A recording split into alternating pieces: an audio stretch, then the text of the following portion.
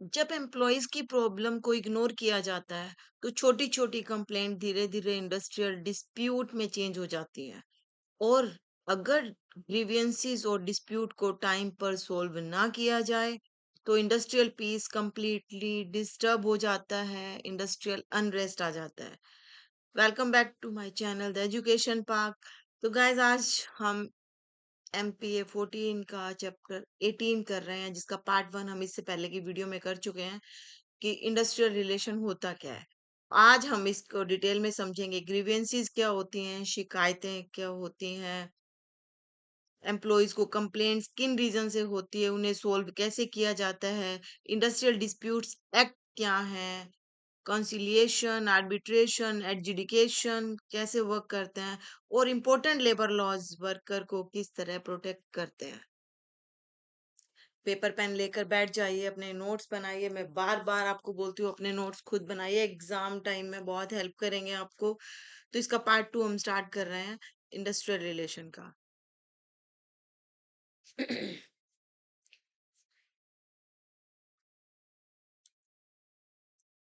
तो meaning of grievances, शिकायतें होती क्या है, ग्रीवेंसीज क्या है, एनी डिससेटिस्फेक्शन है, कंप्लेंट्स ऑफ एम्प्लॉइज जो उनके काम के लिए हो सकती है, मैनेजमेंट के लिए हो सकती है, या वर्किंग कंडीशंस के लिए हो सकती है। पता है, एम्प्लॉइज की सारी शिकायतें जो उनके काम, मैनेजमेंट और वर्किंग कंडीशंस के लिए होती हैं, या उनकी जो डिससेटिस्फेक्शन होती है, इन सब को ग्रीवियंसेस बोलते हैं। अगर कंप्लेंट्स को, ग्रीवेंसेस को इग्नोर किया जाए, वो इंडस्ट्रियल डिस्प्यूट्स में चेंज हो जाती है। मतलब बड़ा रूप ले लेती हैं, भयावह रूप ले लेती हैं। तो ग्रीवियंसेस के कॉजेज क्या हैं, अभी पढ़ा था। वर्क कंडीशंस के से ग्रीवियंसेस होती हैं। तो पहले तो अनसेफ वर्क प्लेस होगा, पुअर सैनिटेशन होगा, मतलब टॉयलेट की व्यवस्था नहीं है, पानी की व्यवस्था नहीं है, वर्किंग आवर्स बहुत लंबे हैं, उनसे 8-10 घंटे से ज्यादा काम लिया जा रहा है, फैसिलिटीज बिल्कुल भी प्रोवाइड नहीं कराई जा रही है, कोई रेस्ट नहीं है, कुछ नहीं है, हैवी वर्कलोड रहता है उनपे। तो इसीलिए ग्रीवेंसीज हो जाती हैं। अब मैनेजमेंट की पॉलिसी से भी ग्रीवेंसीज होती है, काम से तो होती ही होती है, मैनेजमेंट की पॉलिसी से भी होती है। अनफेयर ट्रांसफर हो गया उनका, उनको ऐसी जगह ट्रांसफर दे दिया जहां वो चाहते ही नहीं है, तो इससे भी ग्रीवियंसेस होंगी। प्रमोशन में बायसनेस हो गई, भेदभाव किया गया, जिसको नहीं दिया जाना चाहिए था उसको प्रमोशन मिल गया, पर जो बिल्कुल उसके लिए फिट था उसको नहीं मिला। वेजेस में डिस्क्रिमिनेशन हो रहा है, सेम काम के लिए किसी को ज्यादा और किसी को कम वेजेस मिल रहे हैं। सुपरविजन इतना हार्ड है कि आप काम ही नहीं कर पा रहे हो। अनफेयर डिसिप्लिनरी एक्शन, या फिर कुछ डिसिप्लिनरी एक्शन ऐसे ले लिए गए जो जरूरत नहीं थी या फेयर नहीं थे। तो ये मैनेजमेंट की पॉलिसी से भी ग्रीवियंसेस हो जाती है। और कुछ पर्सनल कॉजेज भी होते हैं। लैक ऑफ रिकॉग्निशन, तो काम इतना कर रहे हो बट स्टिल आपकी कोई पहचान नहीं है, कोई उस चीज को कोई रिकॉग्नाइज नहीं कर रहा आपकी मेहनत को। स्ट्रेस बहुत हो जाता है, कम्युनिकेशन गैप है, ना एम्प्लॉय से बात हो पाती है, इंटरपर्सनल कॉन्फ्लिक्ट्स भी रहते हैं। एक काम करते करते कुछ अपने जो साथ करने वाले पीयर एम्प्लॉयज होते हैं, साथ करने वाले काम करने वाले होते हैं, उनसे भी कॉन्फ्लिक्ट्स हो जाते हैं, तो भी ग्रीवियंसेस होती है। आइडेंटिफाई करने के मेथड्स क्या है ग्रीवियंसेस को। तो सबसे पहला तो सजेशन बॉक्स। एक सजेशन बॉक्स लगाया जाता है हर इंडस्ट्री में। तो विदाउट नेम कोई भी अपनी सजेशंस वहां डाल सकता है, विद नेम भी डाल सकता है, मतलब एनोनिमस भी हो सकती है और नोन भी हो सकती है। कंप्लेंट सिस्टम के लिए रजिस्टर लगाया जाता है, कोई भी कंप्लेंट कर सकता है। पर्सनल इंटरव्यूज लिए जाते हैं, तो उनसे पूछा जाता है। ओपनली डिस्कशन किया जाता है कि आप किसी को कोई कंप्लेंट तो नहीं है। ट्रेड यूनियन का फीडबैक भी आता है, ट्रेड यूनियन में सारे एम्प्लॉयज मेंबर होते हैं, तो वो फीडबैक भी देते हैं वहां पर। वो लोग वहां बताते हैं, तो ट्रेड यूनियंस भी फीडबैक देती है मैनेजमेंट को। एम्प्लॉयज का सर्वे भी कराया जाता है। ग्रीवेंसेस का इफेक्ट क्या होता है इंडस्ट्रियल रिलेशन पर। तो सबसे पहले तो मोराल लो हो जाता है, बूस्ट नहीं होता, मोटिवेशन नहीं मिलता। इससे क्या होगा, प्रोडक्टिविटी कम हो जाएगी। आप ना मोटिवेट हो रहे हो, ना प्रोडक्शन हो रही है, तो रोज डांट भी पड़ रही है, तो एब्सेंट रहना स्टार्ट हो जाते हैं, एब्सेंटिज्म बढ़ जाएगी। वर्कर्स बहुत डिससेटिस्फाइड हो जाएंगे, इंडस्ट्री में कॉन्फ्लिक्ट, स्ट्राइक्स, सब कुछ होना स्टार्ट हो जाएगा, और एम्प्लॉयर और एम्प्लॉय का रिश्ता बहुत कमजोर हो जाएगा, पुअर हो जाएगा। ग्रीवियंस रिड्रेसल प्रोसीजर क्या है?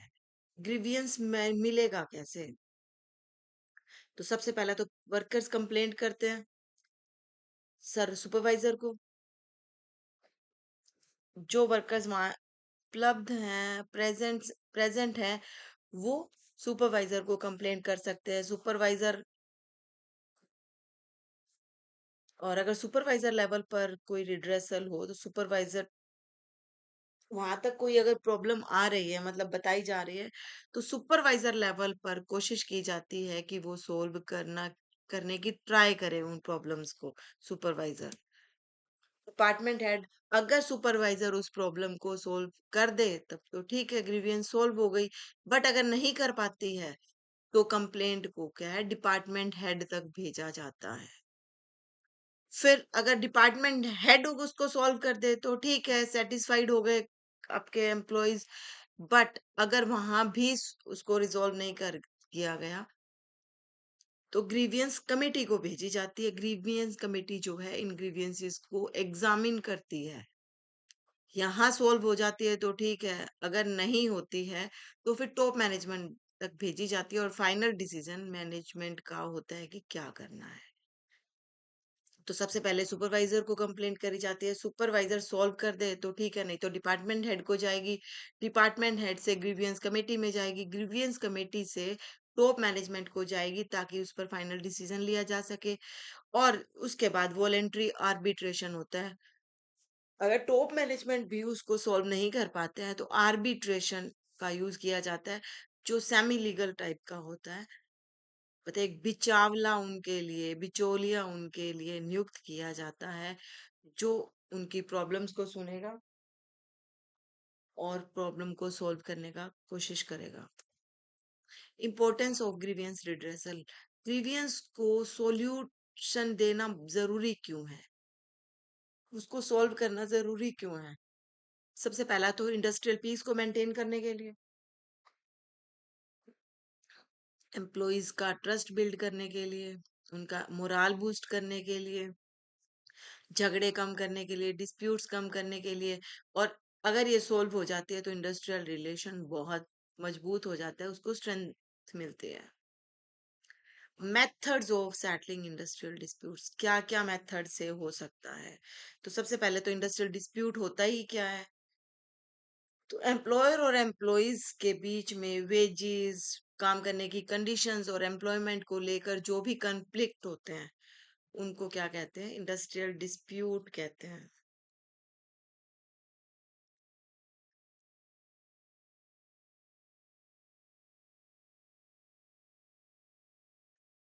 तो इसके तरीके कौन कौन से हैं? 1947 में इंडस्ट्रियल डिस्प्यूट एक्ट आया था, आईडीए आया था, जिसके अंदर डिस्प्यूट सेटलमेंट के लिए कुछ तरीके बताए थे। तो सबसे पहला था कॉन्सिलिएशन। कॉन्सिलिएशन का मतलब होता है कि डिस्प्यूट को सेटल किया जाए with the neutral third person called conciliation officer. एक ऐसा पर्सन जो ना मैनेजमेंट से हो, ना ट्रेड यूनियन से हो, ना एम्प्लॉयज की साइड से हो, ना एम्प्लॉयर की साइड से हो, एक थर्ड पर्सन न्यूट्रल ले लिया जाए, जिसको कॉन्सिलिएशन ऑफिसर कहते हैं।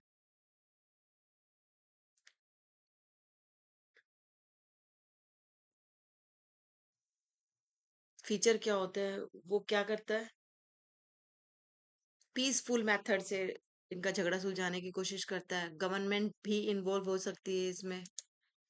म्यूचुअल एग्रीमेंट एनकरेज, मतलब दोनों पार्टियां विन विन सिचुएशन में हो, मतलब दोनों पार्टियां जिस फैसले पर एग्री कर जाएं ऐसा एग्रीमेंट बनाने की कोशिश की जाती है। और इम्पोर्टेंस क्या है? स्ट्राइक से बचाया जा सकता है, हार्मनी को मेंटेन किया जा सकता है, और इससे टाइम और कॉस्ट की बचत होती है। उसके बाद आता है वॉलेंट्री आर्बिट्रेशन। इसका मीनिंग क्या होगा? दोनों party voluntary appoint an arbitrator to settle dispute. दोनों ही पार्टी अपने अपने आर्बिट्रेटर या अपने अपने बिचौलिए या अपने अपने रिप्रेजेंटेटर्स को अपॉइंट करती है ताकि डिस्प्यूट को सेटल किया जा सके। म्यूचुअल कंसेंट होता है दोनों का, जल्दी प्रोसेस हो जाता है क्योंकि दोनों ही साइड से कोई कोई पर्सन आया है, वो दोनों खुद नहीं आ रहे हैं। डिसीजन जो भी लिया जाएगा दोनों पार्टीज को एक्सेप्ट करना पड़ेगा। इससे क्या है, कोर्ट का बर्डन खत्म हो जाता है, पीसफुल सेटलमेंट हो जाता है, फ्लेक्सिबल प्रोसीजर यूज किए जा सकते हैं। मतलब वो किसी भी तरह से नेगोशिएशन से, बातचीत करके, डिस्कशन करके, मतलब किसी भी तरह से वो प्रोसीजर को फॉलो कर सकते हैं। एडजुडिकेशन,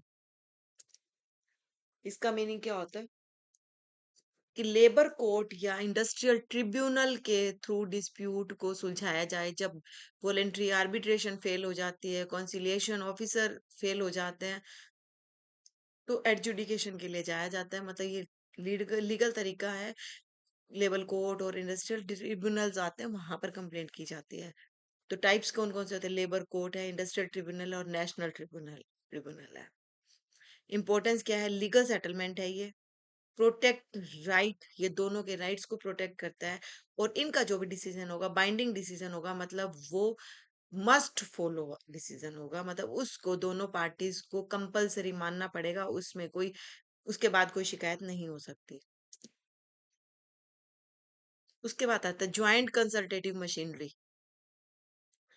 एक ऐसा सिस्टम जहां मैनेजमेंट और वर्कर डिस्कस करते हैं कॉमन इश्यू पर ज्वाइंटली। तो एक ऐसी मशीनरी जो जहां पर दोनों ही पार्टीज मिलकर डिस्कस करते हैं। ऑब्जेक्टिव क्या होता है कि कोऑपरेशन से जो भी डिसीजन हो वो सोल्व हो जाए, लिया जाए। डिसीजन मेकिंग में दोनों का पार्टिसिपेशन होगा, बेटर कम्युनिकेशन हो जाएगा, कोई भी शिकायतें हैं सामने सामने बोल लो, और डिस्प्यूट से बचा जा सकता है। इसका इम्पोर्टेंस क्या है? इंडस्ट्रियल रिलेशन को बचाया जा सकता है, दोनों में क्योंकि दोनों पार्टियों की सुनवाई हो जाती है, तो म्यूचुअल ट्रस्ट बनता है और कन्फ्लिक्ट्स खत्म हो जाते हैं। अब आते हैं लेबर लॉज। लेबर लॉज क्या होते हैं? तो ऐसे लॉज जो वर्कर्स के प्रोटेक्शन के लिए बनाए जाते हैं, वर्कर्स के राइट्स के प्रोटेक्शन के लिए बनाए जाते हैं, और एम्प्लॉयर और एम्प्लॉइज के रिलेशन को मेंटेन करने के लिए बनाए जाते हैं, उनको लेबर लॉज कहते हैं। मतलब लेबर के लिए जो भी लॉज बनाए जाए। तो अनऑर्गेनाइज्ड सेक्टर, अनऑर्गेनाइज सेक्टर होता है जिसका कोई ऑर्गेनाइजेशन नहीं होता, मतलब प्राइवेट सेक्टर की बात कर रहे हैं हम। Unorganise sector includes workers without proper job security और सोशल प्रोटेक्शन। तो प्राइवेट सेक्टर में क्या होता है कि जॉब सिक्योरिटी नहीं होती, सोशल प्रोटेक्शन नहीं होती। ऐसे वर्कर्स के लिए जो भी लॉज बनाए जाए वो अनऑर्गेनाइज सेक्टर के अंदर आएंगे। एग्जाम्पल जैसे कंस्ट्रक्शन वर्कर है, अब इनके लिए तो कोई जॉब सिक्योरिटी नहीं होती। काम पसंद आया तो कर रहे हैं, नहीं पसंद आया निकाल दिया। काम भी ऐसा नहीं है कि लंबा चलेगा, 2 महीने काम है फिर जॉब नहीं है। डोमेस्टिक वर्कर्स जो हमारे घरों में डोमेस्टिक हेल्प्स आती हैं, या डेली वेज लेबरर्स जो होते हैं, दिहाड़ी मजदूर जिसको बोलते हैं, इनको लो वेज की प्रॉब्लम होती है मोस्टली। कोई सोशल सिक्योरिटी नहीं होती, साल में हो सकता है 2 महीने काम मिले, 10 महीने काम ही ना मिले। अनसेफ कंडीशंस में ये काम करते हैं, 12 घंटे, 14 घंटे, कम लेबर पर।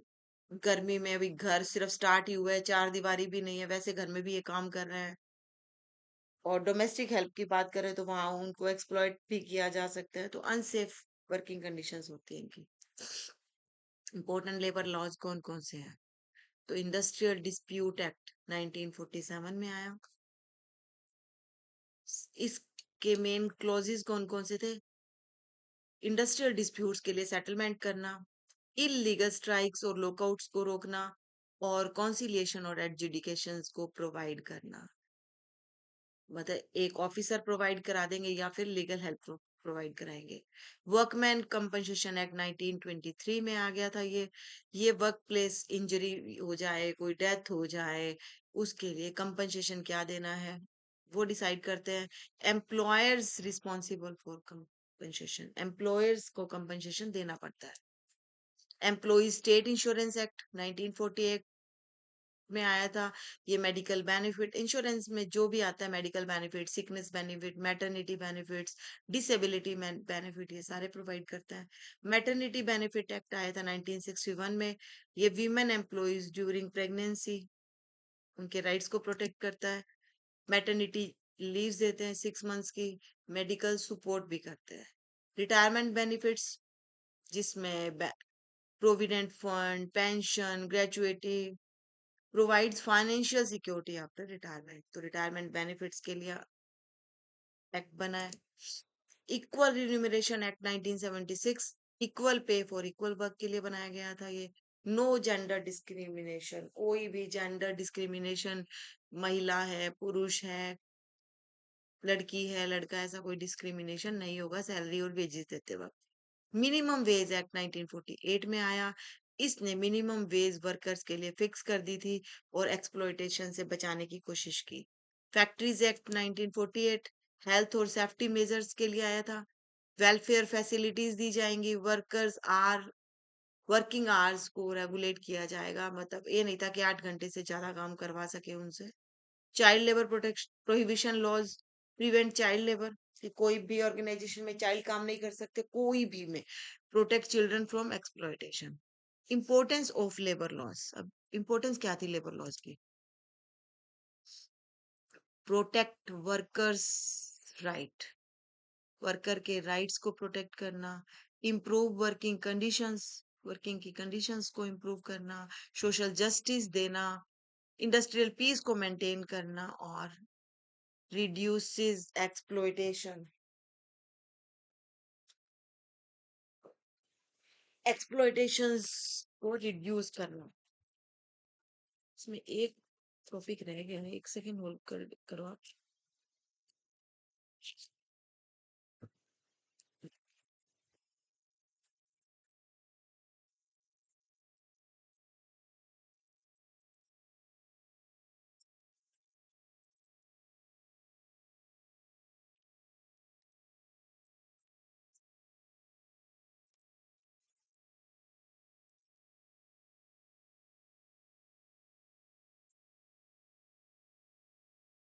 नहीं, कुछ नहीं रहा है, सारा हो गया। मुझे लगा था शायद कोई टॉपिक इसमें से रह गया जो मेरे से लिखा ना गया। Administrative arrangements. एडमिनिस्ट्रेटिव अरेंजमेंट्स क्या होते हैं? एडमिनिस्ट्रेटिव अरेंजमेंट्स का मतलब है कि ऐसा सिस्टम जिससे labour laws, industrial relation policies को इम्प्लीमेंट किया जाए, गवर्नमेंट इनको इम्प्लीमेंट करती है। एंड लेबर एडमिनिस्ट्रेशन अथॉरिटी, मतलब गवर्नमेंट डिपार्टमेंट्स और लेबर एडमिनिस्ट्रेशन अथॉरिटीज जब लेबर लॉज और इंडस्ट्रियल रिलेशन पॉलिसी को इम्प्लीमेंट करती है, उस सिस्टम को एडमिनिस्ट्रेटिव अरेंजमेंट कहते हैं। कि एडमिनिस्ट्रेशन इसमें क्या कर रहा है? तो एडमिनिस्ट्रेशन इन डिपार्टमेंट्स में काम करते हैं और उनके द्वारा लेबर लॉज और इंडस्ट्रियल रिलेशन पॉलिसीज को लागू किया जाता है। तो ये किस में हेल्प करते हैं? एनफोर्समेंट ऑफ लेबर लॉज जो भी बनाए गए हैं, फोर्सफुली उनको लागू किया जाए, इम्प्लीमेंट किया जाए, डिस्प्यूट्स को सेटल किया जाए, वर्कर्स की वेलफेयर के लिए काम किया जाए, और मेंटेनेंस ऑफ इंडस्ट्रियल पीस को मेंटेन किया जाए। तो ये यूनिट यहीं खत्म होता है आपका। इंडस्ट्रियल रिलेशन यूनिट 18 था ये। अगर यहाँ तक आप ये चैप्टर पढ़ लेते हो तो प्लीज कमेंट करके जाइएगा, बता के जाइएगा कि लेसन समझ में आया कि नहीं आया, कुछ गलती थी तो बता के जाइएगा। और कौन सा लेसन आप सुन पढ़ना चाहते हो वो बता कर जाइएगा। सब्सक्राइब करिएगा। Thank you.